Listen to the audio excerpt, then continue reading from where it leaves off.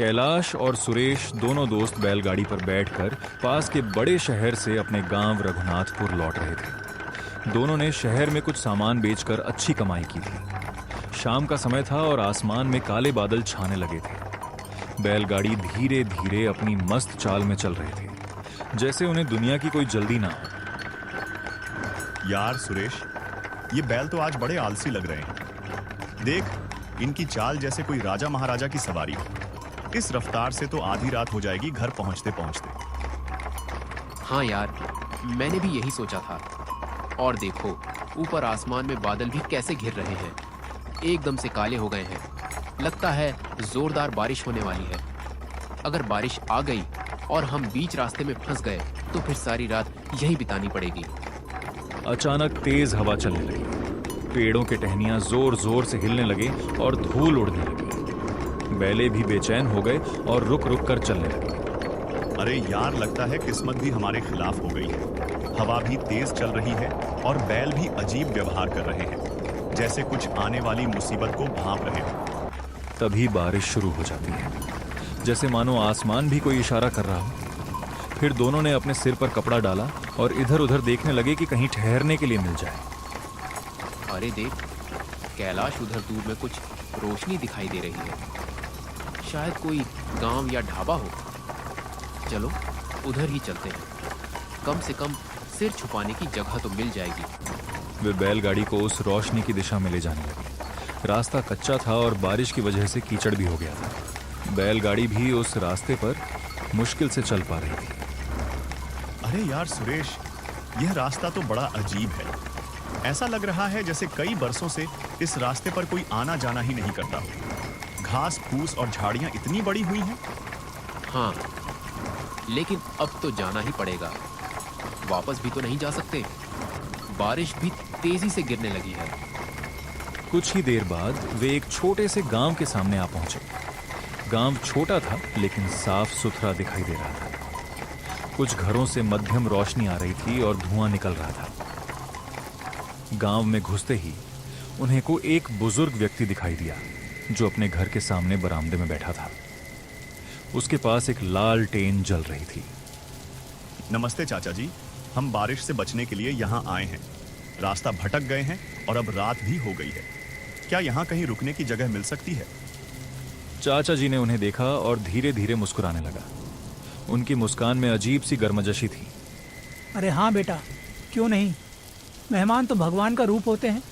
हमारे यहाँ कहावत है कि अतिथि देवो भवे। चलो मेरे घर चलो। तुम्हारे बैलों के लिए भी पीछे गौशाला में जगह है, वे भी आराम से रह सकेंगे। चाचा जी उठे और उन्हें अपने घर के अंदर ले जाने लगे। घर बहुत पुराना था लेकिन मजबूत और साफ सुथरा। दीवारें मिट्टी की थीं और छत खपरे की। दीवारों पर तेल के दिए जल रहे थे, जो पूरे घर में एक रहस्यमय माहौल बना रहे थे। चाचा जी, यहाँ बिजली नहीं है क्या? बेटा, हमारे गांव में अभी भी पुराने जमाने की व्यवस्था है। यहाँ बिजली कभी नहीं आई। हम अभी भी दिए, मिट्टी का तेल और लकड़ी से अपना काम चलाते हैं, जैसे हमारे पूर्वज चलाते थे। नई चीजों की हमें जरूरत नहीं। चाचा की बात सुनकर दोनों दोस्त थोड़ा आश्चर्य में पड़ गए।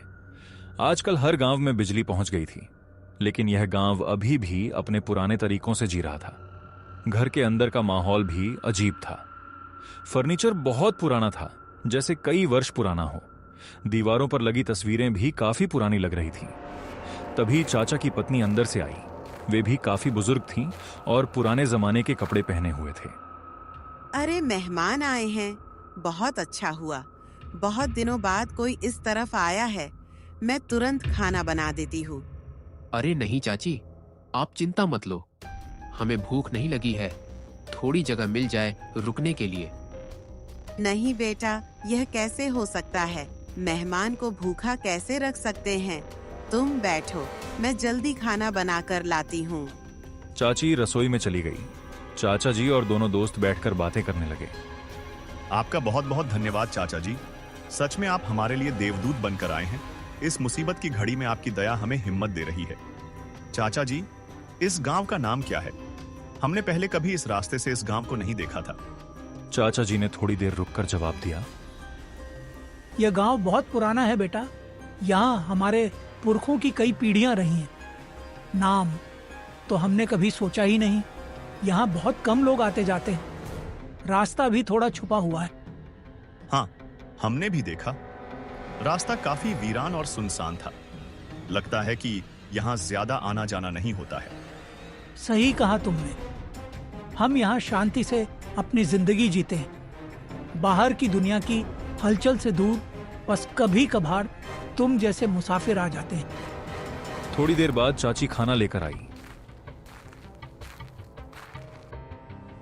खाना स्वादिष्ट था, लेकिन उसमें कुछ अजीब स्वाद था, जैसे कोई पुराना मसाला हो या फिर कुछ ऐसी चीज जो आजकल इस्तेमाल नहीं होती। चाची, यह खाना बहुत स्वादिष्ट है, लेकिन इसमें कुछ अलग सा स्वाद है। हाँ बेटा, हम पुराने तरीकों से खाना बनाते हैं। जंगली जड़ी बूटियों और पुराने मसालों का इस्तेमाल करते हैं। यह शरीर के लिए लाभदायक होता है। खाना खाने के बाद रात गहरी होने लगी। चाचा जी ने उन्हें एक कमरा दे दिया जो घर के पीछे की तरफ था।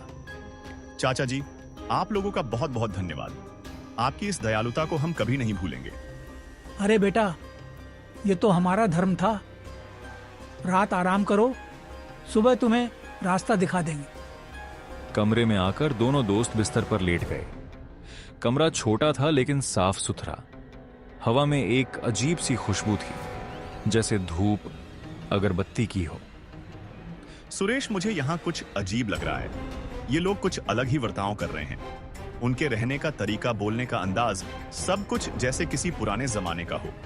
हाँ यार, मैंने भी ध्यान दिया, लेकिन तू बहुत सोचता है। हो सकता है यह कोई पिछड़ा इलाका हो जहां अभी भी लोग पुराने तरीकों से रहते हो। गरीब लोग हैं, इसलिए पुराने तरीकों से जीवन बिताते हैं। कोई बुरी बात नहीं है। हो सकता है, लेकिन फिर भी कुछ तो यहाँ गड़बड़ है। खैर, एक रात की बात है, सुबह निकल जाएंगे। रात के करीब 12 बजे सुरेश को तेज प्यास लगी। पानी का जग खत्म हो गया था। वह पानी पीने के लिए धीरे धीरे बाहर निकला ताकि किसी को परेशानी ना हो। बाहर आंगन में पूर्णमासी की चांदनी रात फैली हुई थी। चारों तरफ एक अजीब सी सन्नाटा था। आंगन में एक पुराना कुआं था जिसके चारों तरफ पत्थर लगे थे। जब सुरेश कुएं के पास पहुंचा और अंदर झांक कर पानी निकालने की कोशिश की तो उसे अंदर से अजीब सी आवाज सुनाई दी। बचाओ, हमें यहाँ से निकालो, यहाँ बहुत अंधेरा है।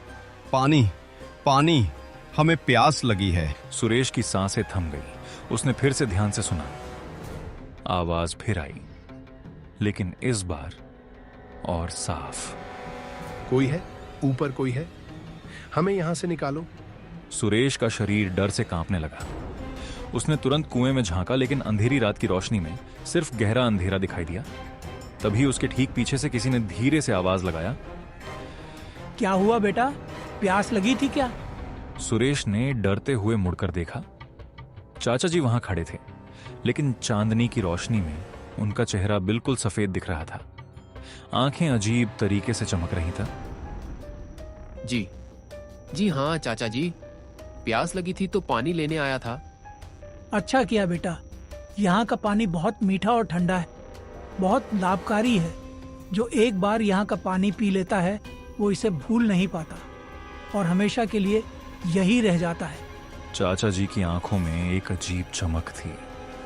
यही रह जाता है मतलब? मैं कुछ समझ नहीं। मतलब ये है कि इस पानी का स्वाद इतना अच्छा है कि लोग दूसरी जगह का पानी पीना ही भूल जाते हैं, फिर वे यहीं बस जाते हैं।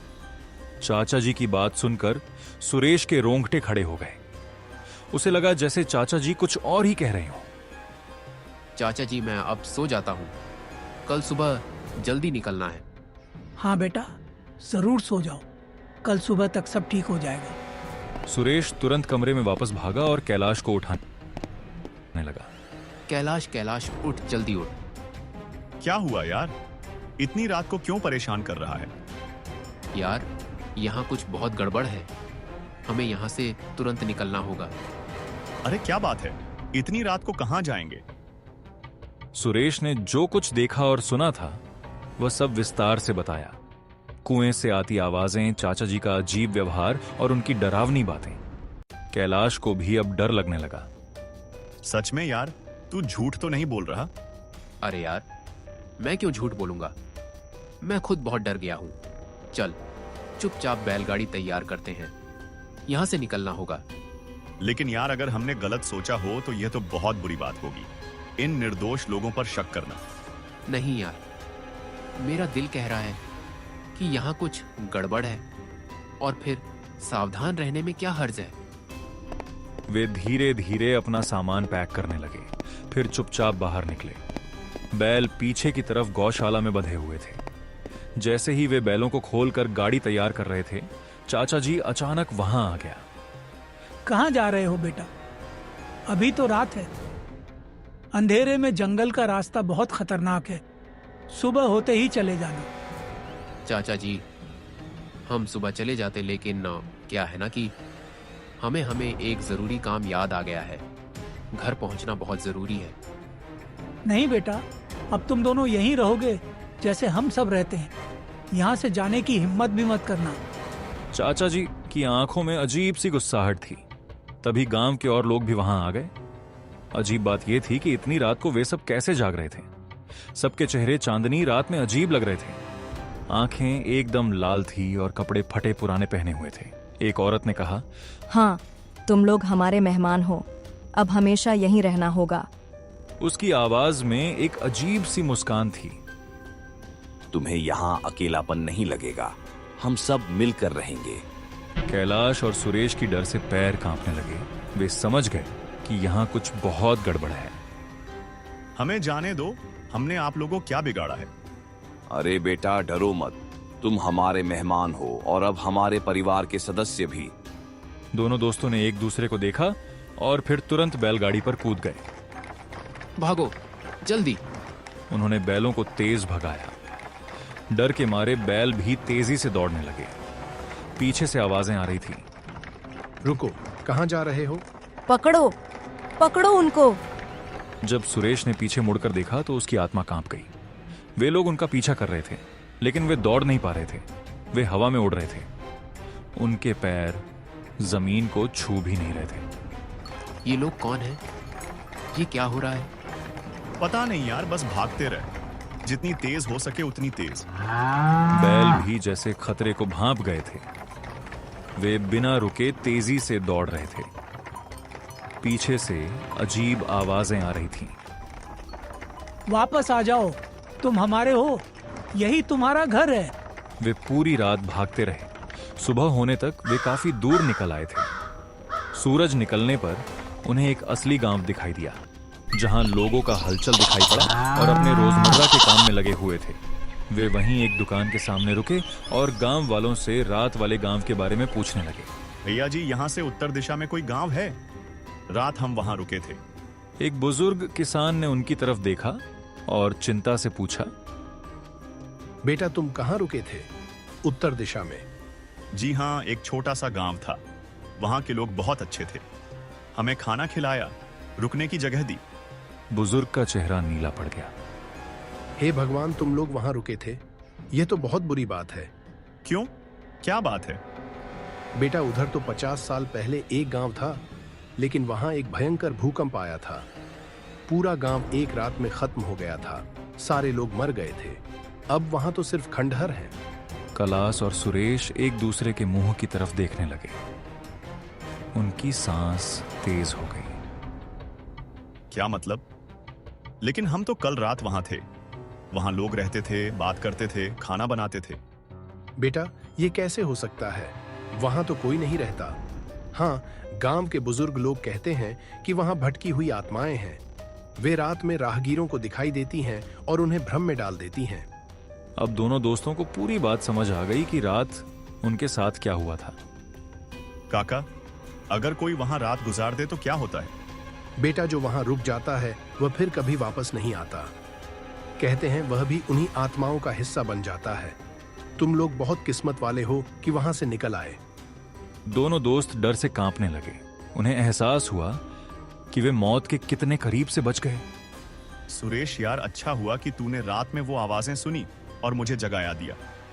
हाँ यार, अब समझ आया वो चाचा क्यों कह रहा था कि जो यहाँ का पानी पीता है वो हमेशा यहीं रह जाता है। अगर हमने वो पानी पी लिया होता तो। वे तुरंत वहां से अपने गांव की तरफ निकल पड़े। रास्ते भर वे इस बात को सोचते रहे कि कैसे वे मौत के जाल से बच उतरे थे। अपने गांव पहुंचकर उन्होंने यह पूरी घटना सभी लोगों को बताई। गांव के बुजुर्गों ने बताया कि वो जगह सच में शापित है और पहले भी कई मुसाफिर वहां जाकर गायब हो चुके हैं। ये कहानी आपको कैसी लगी कमेंट में जरूर बताएं और हमारे वीडियो को लाइक करके चैनल को सब्सक्राइब करना ना भूलें ऐसी हॉरर स्टोरी देखने के लिए।